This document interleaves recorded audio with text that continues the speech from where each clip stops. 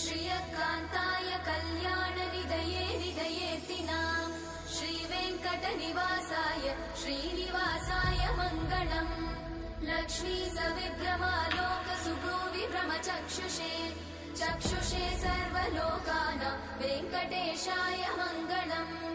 श्रीवेङ्कटाद्रिशृङ्गाग्रमङ्गलाभरणाङ्ग्रये मङ्गलानां निवासाय श्रीनिवासाय मङ्गलम्।